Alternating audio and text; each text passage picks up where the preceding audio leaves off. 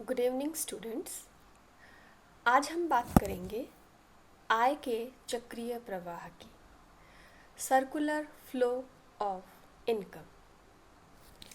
जैसा कि हम सभी जानते हैं कि किसी भी अर्थव्यवस्था में उत्पादन, उपभोग, विनिमय, वितरण ये 4 क्रियाएं होती हैं और इन्हीं चारों क्रियाओं में आय का प्रवाह चक्रीय रूप में चलता रहता है। हम इसी आय के चक्रीय प्रवाह की बात कर रहे हैं। आय के चक्रीय प्रवाह के लिए अर्थव्यवस्था को 4 भागों में बांटा जाता है। पहला है द्विक्षेत्रीय मॉडल, जिसमें फर्म और परिवार 2 हिस्से होते हैं।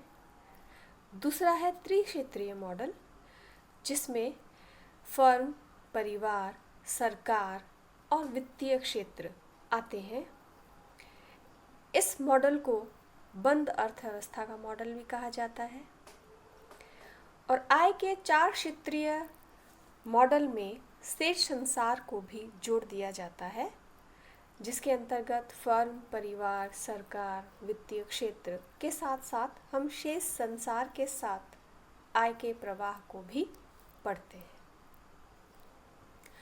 आय के चक्रीय प्रवाह को हम 2 रूपों में देख सकते हैं। पहला वास्तविक प्रवाह के रूप में और दूसरा मौद्रिक प्रवाह के रूप में।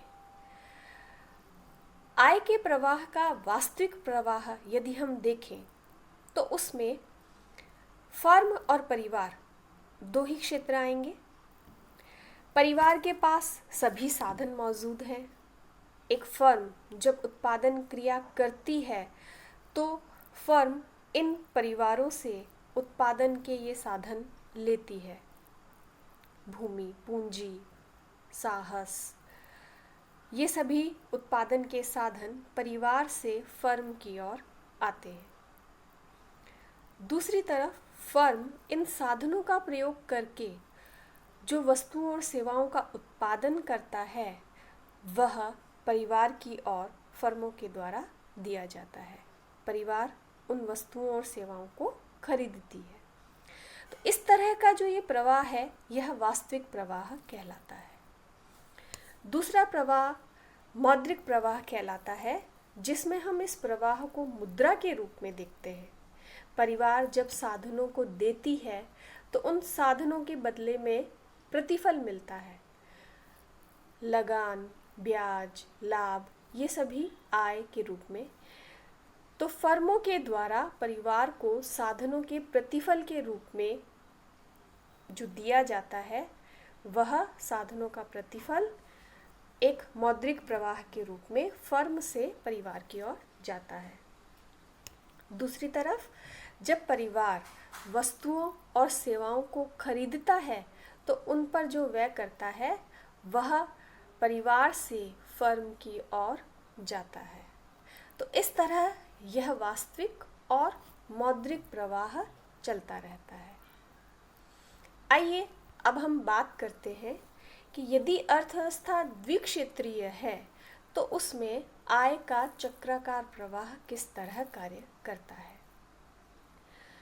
आप इस डायग्राम में देख सकते हैं। इसमें हमारे पास 2 क्षेत्र हैं। एक तरफ फर्में हैं और दूसरी तरफ परिवार है। साधन बाजार में फर्म साधनों को खरीदती है। परिवार की तरफ से साधन फर्मों की ओर जाते हैं। इसी तरह फर्में साधनों के प्रतिफल के रूप में परिवार को आय प्रदान करती है। वस्तु और सेवा बाजार में परिवार वस्तुओं और सेवाओं को खरीदता है और फर्में वस्तुओं और सेवाओं के बदले में जो प्रतिफल प्राप्त करती है वह उसकी उत्पादन लागत है जो कीमत के रूप में उसे प्राप्त होती है। इस तरह द्विक्षेत्रीय मॉडल में साधन बाजार और वस्तु बाजार में आय का चक्रीय प्रवाह चलता है। अब हम बात करते हैं त्रिक्षेत्रीय अर्थव्यवस्था में। त्रिक्षेत्रीय अर्थव्यवस्था के अंतर्गत परिवार, फर्म के अलावा सरकारी क्षेत्र भी आता है। परिवार का फर्म से तो हमने देख लिया किस तरह से आदान प्रदान होता है। परिवार उपभोग का व्यय करती है और फर्म में साधनों के प्रतिफल के रूप में आय को परिवार की ओर भेजती है। अब हम देखते हैं परिवार का सरकारी क्षेत्र के साथ किस तरह से कनेक्शन होता है। सरकार की तरफ परिवार टैक्स के रूप में, चाहे वो प्रत्यक्ष कर हो चाहे वो अप्रत्यक्ष कर हो, आय का प्रवाह उस तरफ जाता है। फीस के रूप में जाता है, कोई जुर्माना लग जाए तो उस रूप में सरकारी क्षेत्र में आय का प्रवाह परिवार की तरफ से सरकारी क्षेत्र में जाता है। जबकि सरकारी क्षेत्र से परिवार की ओर हस्तांतरण भुगतान के रूप में, अनुदान के रूप में और वस्तुओं और सेवाओं के भुगतान के रूप में किया जाता है। परिवार का यदि आय और व्यय का ब्यौरा देखा जाए, अगर परिवार की आय ज़्यादा है तो वह बचत को वित्तीय क्षेत्र में बचत के रूप में भेज देती है। इसके विपरीत यदि परिवार की आय व्यय से कम है तो परिवार को वित्तीय क्षेत्र से ऋण लेना पड़ेगा, तो वित्तीय क्षेत्र से आय का प्रवाह परिवार की तरफ हो जाता है। अब हम बात करें फर्म की, तो हमने फर्म का परिवार के साथ देख लिया आय का प्रवाह। अब हम देखते हैं कि फर्म सरकार के साथ आय के प्रवाह को किस तरह से करती है। फर्मों की तरफ से सरकारी क्षेत्र में कर के रूप में, फीस के रूप में, जुर्माने के रूप में आय का प्रवाह होता है, जबकि सरकारी क्षेत्र से फर्मों की ओर सरकारी जो भी खरीद फरोख्त होती है उसके भुगतान के रूप में, फर्मों को सरकार सब्सिडी देती है तो उस अनुदान के रूप में फर्मों की तरफ आय का प्रवाह होता है।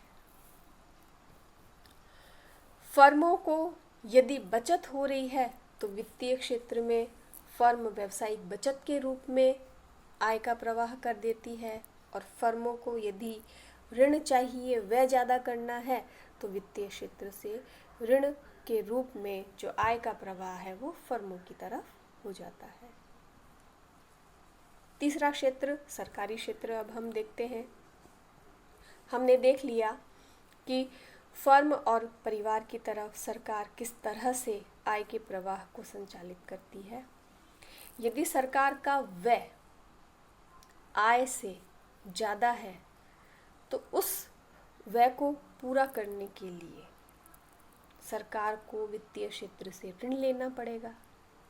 अगर सरकार की आय ज़्यादा है और व्यय कम है तो जो सरकार को बचत होगी वह सरकारी बचत के रूप में वित्तीय क्षेत्र में आ जाएगी। ये तो है त्रिक्षेत्रीय अर्थव्यवस्था। इसे बंद अर्थव्यवस्था भी कहते हैं क्योंकि इसमें शेष संसार से आपका कोई कनेक्शन नहीं है। अगर आप शेष संसार के साथ भी लेन देन करते हैं तो वह खुली अर्थव्यवस्था या चार क्षेत्रीय अर्थव्यवस्था कहलाती है। शेष संसार से फर्मों का जब कनेक्शन होता है तो फर्में आयातों के भुगतान के रूप में शेष संसार की ओर आय का प्रवाह करती है, और शेष संसार से निर्यातों के भुगतान के रूप में फर्मों की तरफ आय का प्रवाह होता है। ऐसे ही परिवार की तरफ शेष संसार से आय का प्रवाह होता है। अगर परिवार का कोई सदस्य बाहर कार्य कर रहा है तो उसकी इनकम के रूप में परिवार की ओर आ जाएगा। यदि कोई वस्तु या सेवा खरीदी गई है तो शेष संसार से परिवार की ओर वो सेवाएं या वस्तुएं आएंगी और उनका भुगतान परिवार से शेष संसार की ओर हो जाएगा। तो इस तरह से हमने देखा कि आय का चक्रीय प्रवाह 2, 3 और 4 क्षेत्रीय अर्थव्यवस्थाओं में किस प्रकार से होता है। धन्यवाद।